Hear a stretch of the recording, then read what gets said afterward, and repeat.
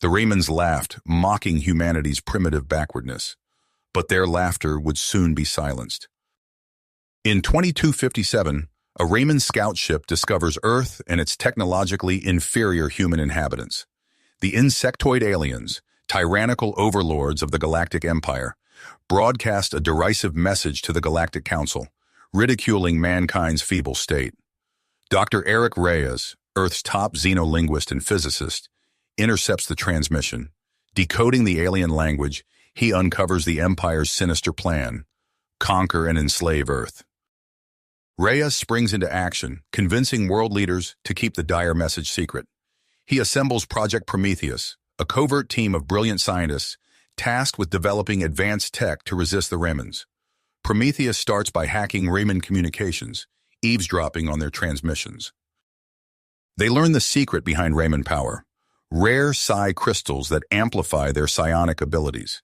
These crystals are only found on conquered worlds. Without them, the Empire crumbles. Reyes devises a daring plan: pose as a servile race, infiltrate the Galactic Council, and destroy the Empire from within. To sell the ruse, Reyes enlists Antares, a rescued alien slave, to train the team to pass as primitive beings. But Zarek, a ruthless Reman overseer assessing Earth, grows suspicious. Prometheus must outwit Zarek as they reverse engineer psi crystals in hidden labs, Earth's survival hanging in the balance. As Zarek readies an invasion fleet to crush defiant mankind, Reyes' team races to strike at the Empire's heart before humans are enslaved forever.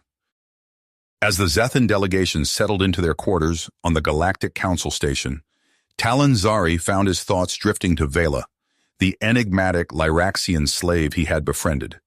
Her haunting eyes and gentle smile lingered in his mind, even as he pored over schematics of the station's security systems, searching for weaknesses to exploit. A chime at the door startled him from his reverie.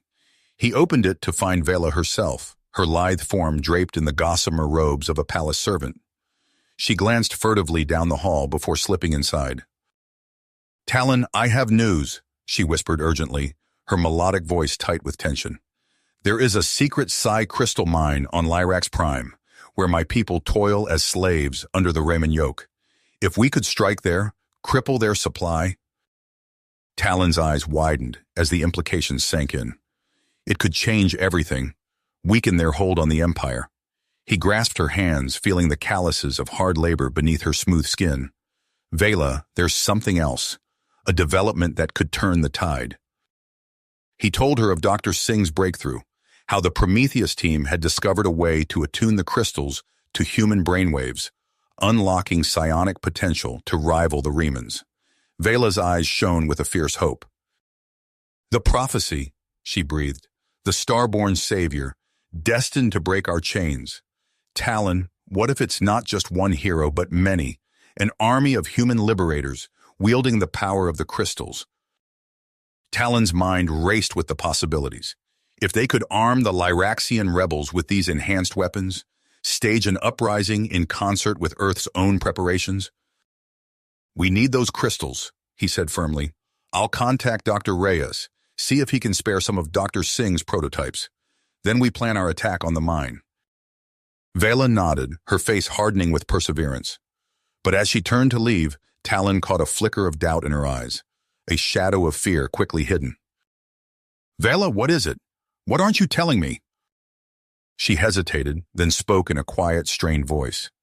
"There are whispers among the slaves, whispers of the Zethans, of their strange abilities and advanced technology. Some say they are not what they seem." Talon's blood ran cold. Had their ruse been discovered? Were the Raymans already closing in? "It's just whispers," Vela said quickly, seeing his expression. "But Talon, be careful. I fear the Overseer Zarek suspects something. He has been asking questions, watching your movements." Talon forced a reassuring smile. "We'll be cautious, but we can't turn back now, Vela. Too much is at stake." She held his gaze a moment longer, then slipped out as quietly as she had come. Talon stared at the closed door, his heart heavy with a growing sense of foreboding. Far above, in the obsidian halls of his command ship, Zarek brooded over a flickering viewscreen. His compound eyes glittered coldly as he watched the security feed from the council station, zeroing in on a cloaked figure leaving the Zethans' quarters. "So the primitives have made a friend," he hissed, mandibles clacking with cruel amusement. "How touching, and how very, very foolish." He turned to his subordinates, armored warriors standing at cold attention. "Ready a strike force. We'll give our guests a little test. Let's see just how advanced these Zethans really are." As Talon pored over the rebel plans, unaware of the net tightening around him, a coded transmission flickered across the stars towards a blue-green world still innocent of the coming storm.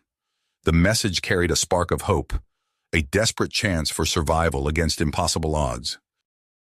But it also bore the weight of a secret that could shatter the fragile alliance forming between enslaved races and their would-be saviors from the stars. A secret that Zarek, in his ruthless cunning, would stop at nothing to uncover. On Earth, Dr. Reyes read the message with a growing sense of dread, the fate of two worlds hanging in the balance. The path ahead was murky and treacherous, fraught with peril at every turn. He could only pray that Talon's strength and Vela's courage would be enough to light the way. The coded transmission flickered across Dr. Reyes' screen, its contents chilling him to the bone. Talon had been captured. The fragile alliance they'd worked so hard to build was crumbling. Reyes' fingers flew across the keyboard, initiating a secure video call. Captain Jace Malik's face appeared, his expression grim. "You've seen the report," Reyes said, his voice tight. "We can't leave him there." Jace nodded, his eyes hardening with commitment. "I'll assemble a team. We'll get him out." Hours later, Jace stood before a group of Earth's most elite operatives, all enhanced with Psi-crystal technology. "This is a black op," he said, his voice low and steady.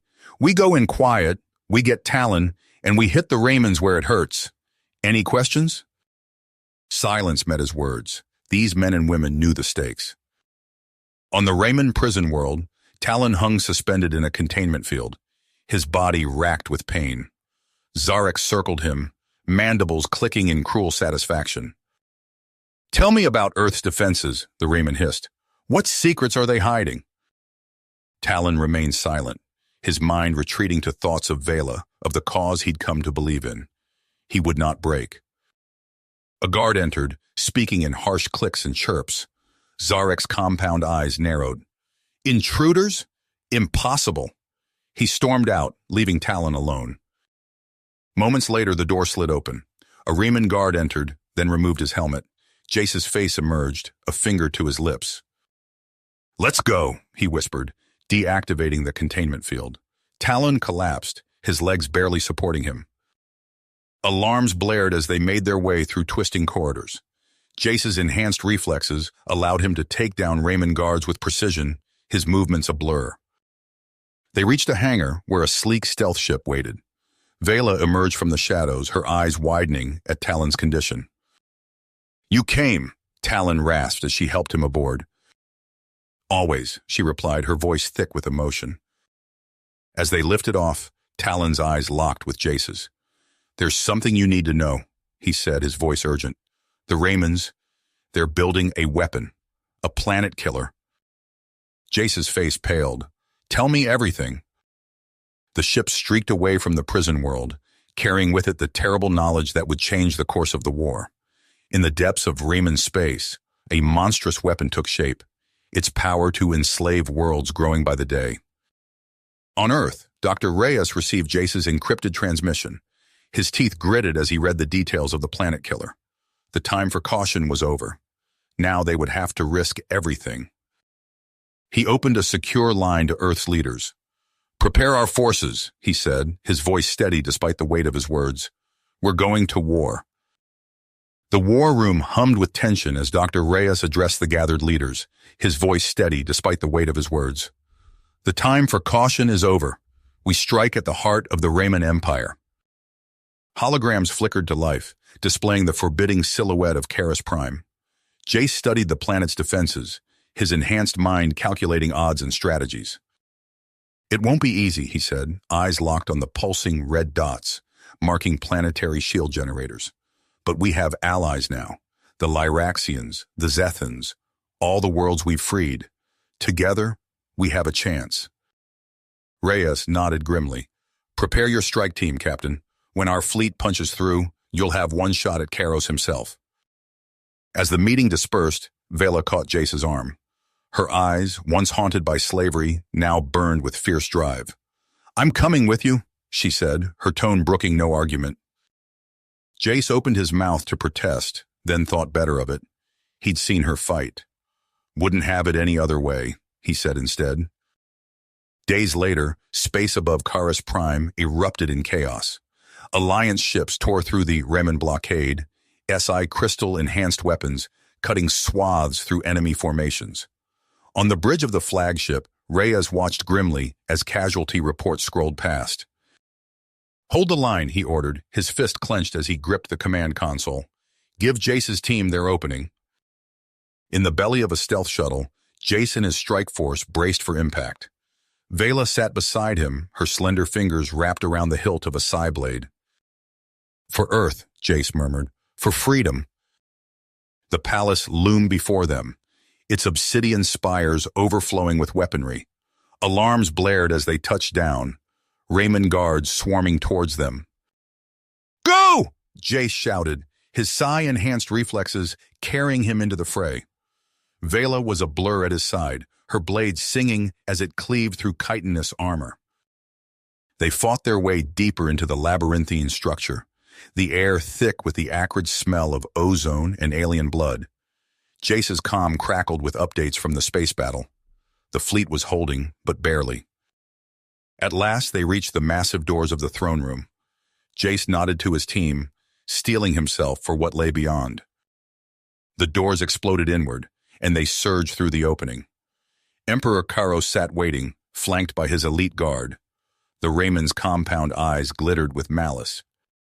So, he hissed, mandibles clicking, the primitives think to challenge me in my own sanctum. What followed was chaos. Psionic energy crackled through the air as Jace's team clashed with the guard. Vela danced through the melee, her blade flashing. Jace locked eyes with Karos, feeling the crushing weight of the Raymond's psionic assault. He pushed back, drawing on every ounce of his training. A scream tore through the din. Jace turned to see Vela caught in Karos's psionic grip, her body contorting in agony. No! Jace roared, but it was too late. With a final, terrible burst of energy, Vela crumpled to the ground. Something snapped inside Jace. Grief and rage fused into white-hot fury, and he felt his psionic powers surge beyond anything he'd known before. He lashed out at Karos, raw energy pouring from him in waves. The Raymond Emperor staggered back, his own formidable defenses crumbling. Outside, the sounds of battle grew closer. Earth's fleet was breaching the palace defenses. Karos snarled, reaching for a control panel. If I fall, he spat, this world falls with me. But Jace was there first, his hand closing around the Raymond's throat. It's over, he growled. Surrender. Now! For a long moment, the two locked eyes. Then, slowly, Karos lowered his hand. As Alliance troops poured into the throne room, Jace sank to his knees beside Vela's still form. He cradled her gently, oblivious to the cheers of victory erupting around him. In the days that followed, the Raymond Empire crumbled. Worlds once enslaved flocked to join the new alliance, with Dr. Reyes at its head. But even as humanity celebrated its triumph, a new threat stirred in the darkness beyond known space. On a distant outpost, alarms blared as sensors detected something massive emerging from the void. Techno-organic ships of impossible design, overflowing with weaponry that defied comprehension. The Shavrani had awakened, and the galaxy would never be the same. The Shavrani emerged from the void like a plague of cosmic locusts, their techno-organic ships defying known physics as they tore through Alliance defenses. Dr. Reyes watched in horror as world after world fell to the onslaught, his carefully crafted piece crumbling before his eyes. In the chaos, Talon approached him, eyes haunted. There's something I need to show you, he said, voice barely above a whisper. Hours later, the Alliance flagship dropped out of hyperspace in a remote quaternary star system. Before them hung a shattered world, its surface a maze of twisted metal and crystalline structures. "My God," Reyes breathed, staring at the view screen. "What is this place?"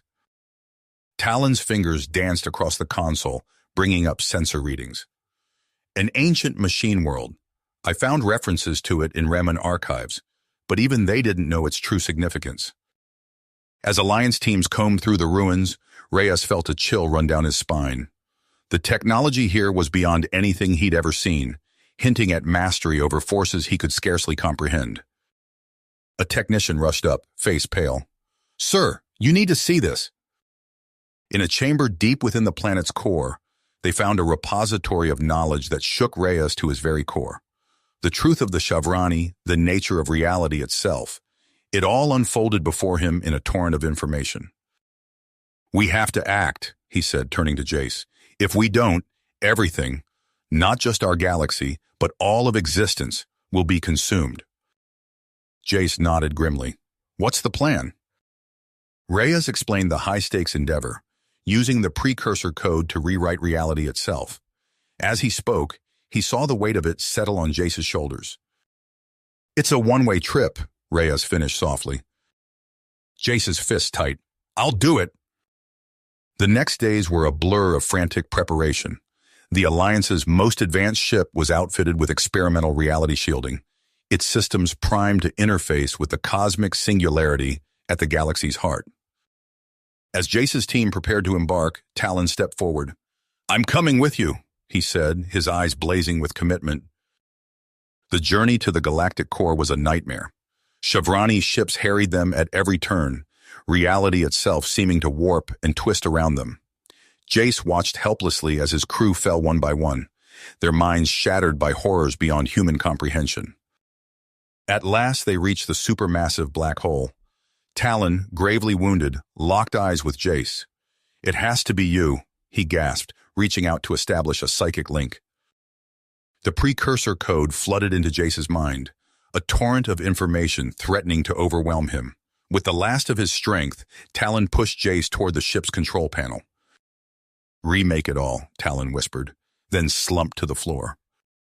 Jace's fingers flew across the controls, converting the ship into a cosmic input drive. As he plunged toward the singularity, the universe around him began to unravel. His consciousness expanded, encompassing infinite possibilities. In that timeless moment, Jace became aware of the awesome responsibility that now rested solely upon him. As reality reconstituted itself around him, Jace felt his own being dispersing, becoming one with the newly formed cosmos. His last coherent thought was a question that echoed across the pristine void. What have we truly gained, and what have we lost? You have reached the end of the story. If you enjoyed this story and want to support us, please leave a like and subscribe to our channel, and for every comment that says 88, I will heart every single one of them. Thank you for your time.